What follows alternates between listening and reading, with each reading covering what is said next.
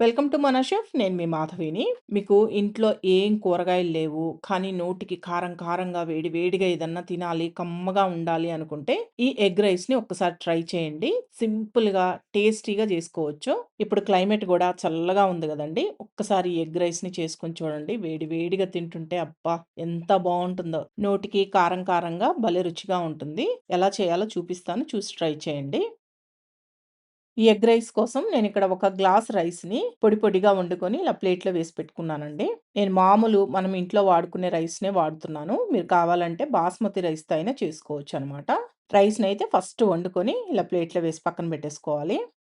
ఇప్పుడు ఇలా mixie jar తీసుకొని దీంట్లో పొట్టు తీసేసిన వెల్లుల్లిపాయల్ని ఒక గుప్పెడు దాకా వేసుకుంటున్నాను. అంటే మీడియం సైజు ఒక 2 వెల్లుల్లి గడ్డలు తీసుకొని పైన పొట్టు తీసి వేసుకున్నానండి. దీంట్లోనే 3 టీ స్పూన్ల కారం వేస్తున్నాను. మీరు కొద్దిగా స్పైసీగా కావాలి అనుకుంటే కారం ఇంకొద్దిగా ఎక్కువ వేసుకోండి. ఇప్పుడు ఈ రెండిటిని కలిపి ఈ విధంగా మరీ మెత్తటి పేస్ట్ కాకుండా వెల్లుల్లిపాయలనేవి లైట్ బరకగా ఉండేటట్లు గ్రైండ్ చేసుకోండి. ఈ విధంగా ముద్దలాగా వస్తుందనమాట. మీరు కావాలి అంటే రోట్లో అయినా దంచుకోవచ్చు. ఇలా గ్రైండ్ చేసుకొని పక్కన పెట్టుకోండి. ఇప్పుడు ఇలా మిక్సింగ్ బౌల్ తీసుకొని దీంట్లో ఒక 4 గుడ్లని పగలగొట్టి వేసుకుంటున్నాను. నేనైతే ఒక 4 గుడ్లు తీసుకున్నానండి. మీరు కావాలి అంటే 1 లేదా ఇంకో 2 ఎక్స్‌ట్రా అయినా వేసుకోవచ్చు ఎగ్స్‌ని. నేనైతే 4 గుడ్లు తీసుకున్నానండి. ఇలా తీసుకున్న ఈ గుడ్ల సొనలో ఒక పావు టీ స్పూన్ ఉప్పు, పావు టీ స్పూన్ మిరియాల పొడి వేసుకొని మొత్తం బాగా కలిసేటట్టు కలుపుకోండి. ఫోర్క్ తోటి ఈ విధంగా కలిపారంటే బాగా కలిసిపోతుంది. ఇలా కలుపుకున్న తర్వాత ఈ గుడ్ల సొనని పక్కన పెట్టుకోండి. ఇప్పుడు ఐరన్ ప్యాన్‌ని స్టవ్ పైన పెట్టుకొని, దీంట్లో 2 లేదా 3 టేబుల్ స్పూన్ల దాకా ఆయిల్ వేసుకోండి. ఇప్పుడు ఆయిల్ బాగా కాగిన తర్వాత దీంట్లో ఈ గుడ్ల సొనని ఈ విధంగా పోసుకోవాలి. అంటే ఆమ్లెట్ లాగా వేసుకోవాలండి. ఆయిల్ బాగా వేడిగా ఉన్నప్పుడే మీకు ఈ విధంగా బాగా ఫ్లఫీగా వస్తుందనమాట. అందుకని ఆయిల్‌ని బాగా వేడెక్కనివ్వండి. అలాగే ఐరన్ ప్యాన్‌లోనే చేసుకోండి. ఈ రైస్ చాలా బావుంటుంది టేస్ట్. మీ దగ్గర ఐరన్ ప్యాన్ ఉంటే ఖచ్చితంగా ఐరన్ ప్యాన్‌లో చేసుకోవడానికే ట్రై చేయండి. ఇలా ఆమ్లెట్ అనేది ఒక పక్క కాలిన తర్వాత రెండో వైపుకు తిప్పుకొని, రెండు వైపులా లైట్‌గా వేగేంత వరకు వేయించుకోండి.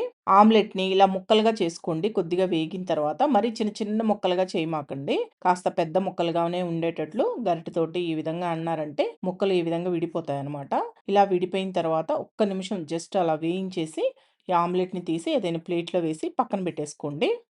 ఇప్పుడు ఇదే బాండిల్లో మరొక 2 టేబుల్ స్పూన్ల దాకా ఆయిల్ వేసుకొని, ఈ ఆయిల్ కాగిన తర్వాత దీంట్లో హాఫ్ టీ స్పూన్ ఆవాలు, హాఫ్ టీ స్పూన్ జీలకర్ర, ఒక టీ స్పూన్ దాకా పచ్చిశనగపప్పు, మినపప్పు కలిపి వేసుకొని, దీంట్లోనే ఒక 3 ఎండుమిరపకాయలను కూడా తుంచుకొని వేసుకొని వేయించుకోండి. ఆవాలు చిటపటలాడేంత వరకు వేగాలి. ఈ పోపు దినుసులు వేగిన తర్వాత దీంట్లో మీడియం సైజు 2 ఉల్లిపాయల్ని ఇలా ముక్కలుగా కట్ చేసి వేసుకొని, ఉల్లిపాయ ముక్కలు లైట్‌గా వేగితే సరిపోతుందండి. అంటే ఒక 2 నిమిషాలు వేయించుకోండి సరిపోతుంది. ఎక్కువ మరి మెత్తగా వేగాల్సిన అవసరం లేదు. ఫ్లేమ్‌ని మీడియం ఫ్లేమ్‌లో పెట్టి వేగనివ్వండి. ఇప్పుడు చూడండి ఉల్లిపాయ ముక్కలు లైట్‌గా వేగాయి కదా! ఈ విధంగా వేగిన తర్వాత దీంట్లో మనం ముందుగా గ్రైండ్ చేసి పెట్టుకున్న ఈ వెల్లుల్లి కారం మొత్తం వేసుకొని, దీంట్లోనే ఒక 2 రెమ్మల కరివేపాకును గూడా వేసుకొని బాగా వేగనివ్వండి. వెల్లుల్లి కారం అనేది కొద్దిగా పచ్చి వాసన పోయేంత వరకు వేయించుకోండి సరిపోతుంది. ఈ వెల్లుల్లి కారం వేయించుకునేటప్పుడు దీంట్లోనే మనం ముందుగా ఆమ్లెట్ వేసి పెట్టుకున్నాం గదా! ఆమ్లెట్‌ని గూడా వేసి ఇలా కలుపుతూ వేయించుకోవాలి. ఆమ్లెట్ మరి చిన్న చిన్న ముక్కలుగా అయ్యేంత వరకు కలపమాకండి. ముక్క కొద్దిగా కనిపిస్తూ ఉంటే మనకి తినడానికి బావుంటుందనమాట. మొత్తం బాగా కలిసిపోయేటట్టు కలుపుకోవాలి. ఇప్పుడు ఈ వెల్లుల్లి కారం అనేది ఈ గుడ్డు ముక్కలకు గూడా బాగా పట్టిన తర్వాత, మనం ముందుగా ఉడికించి పక్కన పెట్టుకున్న రైస్ ఉంది గదా! రైస్ మొత్తాన్ని వేసుకొని, దీంట్లోనే మీ రుచికి సరిపడా సాల్ట్ వేసుకోండి. అలాగే ఒక టీ స్పూన్ ధనియాల పొడి, హాఫ్ టీ స్పూన్ జీలకర్ర పొడి, ఒక టీ స్పూన్ గరం మసాలా పొడి వేసుకొని, ఫ్లేమ్‌ని హై ఫ్లేమ్‌లో పెట్టి బాగా కలపండి. రైస్ అనేది మనకి చల్లారిపోయి ఉంటుంది గదా! రైస్ మొత్తం బాగా వేడెక్కాలి. అందుకని హై ఫ్లేమ్‌లో పెట్టి కలుపుకోండి.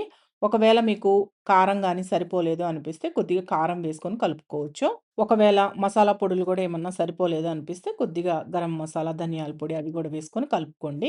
మీ టేస్ట్‌కి తగ్గట్టు. ఇలా మొత్తం కలిసిపోయిన తర్వాత లాస్ట్‌గా సన్నగా తరిగిన కొత్తిమీర చల్లుకొని వేడి వేడిగా సర్వ్ చేసుకుంటే సూపర్ ఉంటుంది ఈ రైస్. ఒకవేళ మీకు కొద్దిగా పుల్ల పుల్లగా తినాలి అనిపిస్తే కొంతమంది నిమ్మరసం ఇష్టపడతారు గదా! అలాంటి వారు కొద్దిగా లైట్‌గా నిమ్మరసం వేసుకున్నా గానీ బానే ఉంటుందండి. నాకు నిమ్మరసం ఇష్టం ఉండదు. అందుకని నేను నేనిలా ప్లెయిన్‌గా చేసుకుంటున్నాను. ఇంట్లో ఏం కూరగాయలు లేకపోయినా, ఏదన్నా నోటికి కారం కారంగా వేడి వేడిగా తినాలనిపించినా, ఈ రైస్‌ని ఖచ్చితంగా ట్రై చేయండి. చాలా బావుంటుంది టేస్ట్. పచ్చి ఉల్లిపాయలు వేసుకొని తింటే మటుకు సూపరుంటుంది. ట్రై చేసి టేస్ట్ ఎలా ఉందో నాకు కామెంట్స్‌లో చెప్పండి. ఈ వీడియో మీకు నచ్చితే మన ఛానల్‌ని సబ్స్క్రైబ్ చేసుకోండి. లైక్ చేయండి, షేర్ చేయండి, కామెంట్ చేయండి.